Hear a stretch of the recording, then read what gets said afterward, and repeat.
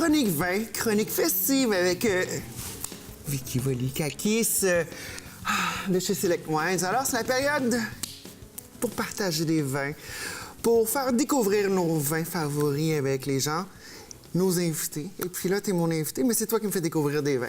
Tout à fait. Ben, en fait, vu que c'est Noël, tout ça, c'est festif, le premier de l'an, tout ça. Bref, tout le monde se reçoit, tout le monde s'amène des cadeaux. Souvent, on s'amène des bouteilles de vin. Des cadeaux d'hôtesse, ça se prend tellement bien. Alors, je vous apporte 3 spécialités par lot. Ce qu'on appelle spécialité par lot, ça veut dire que c'est pas disponible à l'année à la SAQ. Donc, c'est des réserves spéciales? Oui, ben c'est ça. Fait que, tu sais, c'est comme... Ça arrive juste une fois par année environ. D'accord. Alors, ça veut dire aller sur SAQ.com puis vérifier où est-ce qu'il y en a. Oh, il y en a un peu partout quand même, là. C'est juste qu'il n'y en aura pas toute l'année. Donc, on parle de celui-là ici. Oui, par contre. Le Canon du Maréchal. Canon du Maréchal, ici, on est dans le Languedoc, Roussillon, sur Côte-Catalane.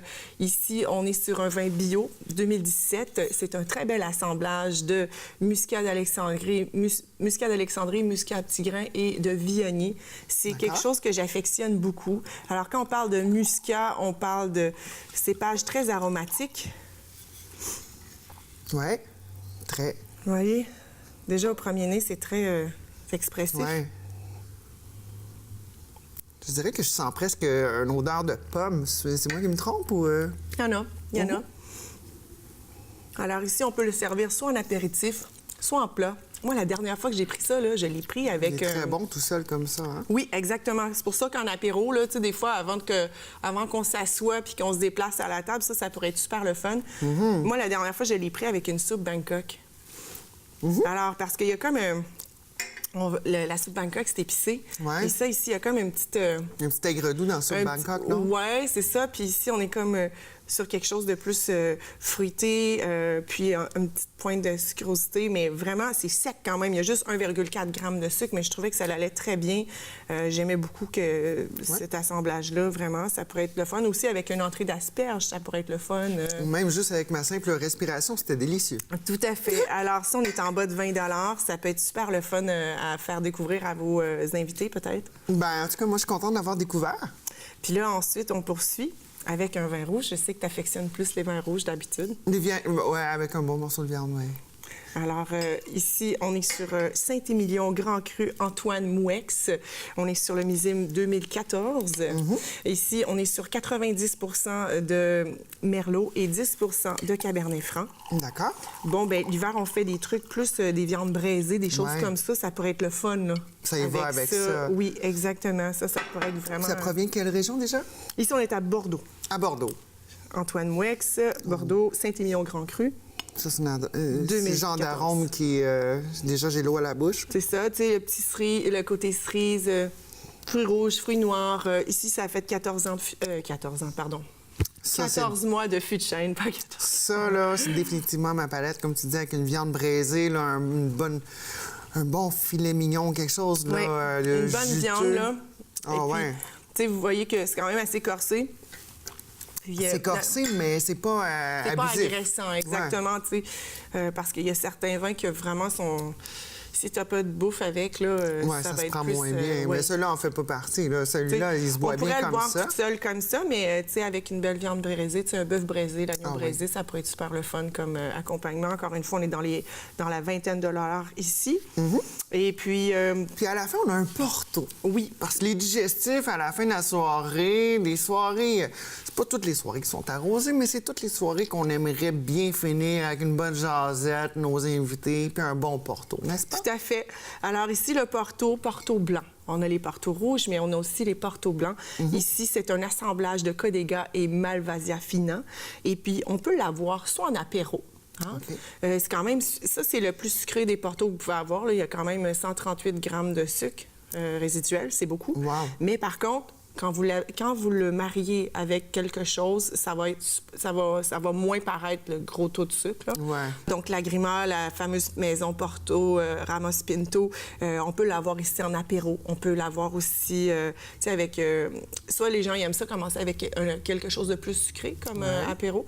Sinon, on peut l'avoir avec du foie gras. Ça pourrait être super bien, parce que moi, j'aime bien l'assemblage sucré-salé. Oui. Et puis, on pourrait même l'avoir avec peut-être salade de calmar grillé.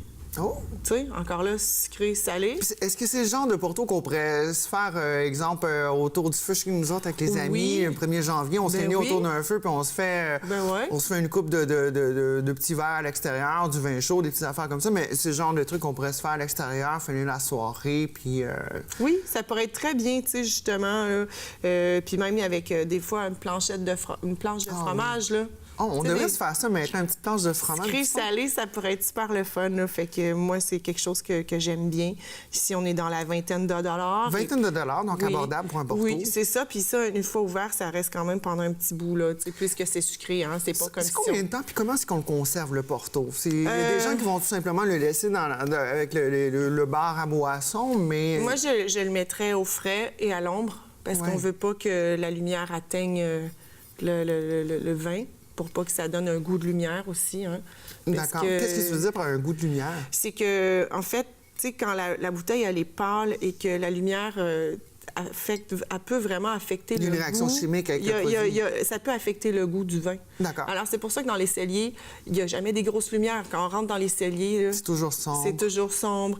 Une certaine température, si jamais on a les deux... Le taux d'humidité aussi qui est adéquat. Oui, tout est très bien contrôlé. Quand c'est sucré comme ça, c'est quelque chose que, vu qu'il y a beaucoup de sucre, ça peut se conserver quand même assez longtemps. On parle d'environ combien de temps? On parle de semaines, de mois? Oui, on peut parler de semaines. D'accord. On peut parler de semaines. Et puis, tandis que, si on est sur un vin rouge qu'on vient d'ouvrir, bien, encore là, tu sais, si on a un bon bouchon préservé, on peut le garder peut-être maximum jusqu'à une semaine. Comme dans ce cas-ci, on a le corps à vin, que tu nous as déjà montré dans une autre chronique, qui remplace en fait ce qui manque pour pas qu'il y ait de l'oxydation. Il va remplacer avec un autre gaz. Exactement. Fait que, dans le fond, ici, vous allez avoir l'argon qui va comme stopper toute oxydation possible. Fait que donc, c'est de l'argon qui remplace l'air, qui remplace le volume manquant de liquide. Exactement. Puis ça, bien, c'est quand même... c'est un certain prix, mais tu sais, comme moi, pour mon travail, c'est parfait. Mais quelqu'un qui, par exemple, des fois, les couples, c'est pas toutes les deux qui boivent du vin, puis la personne aurait le goût d'en boire un petit peu ce soir. Mais ça pourrait être parfait parce qu'elle pourrait utiliser le corps à vin.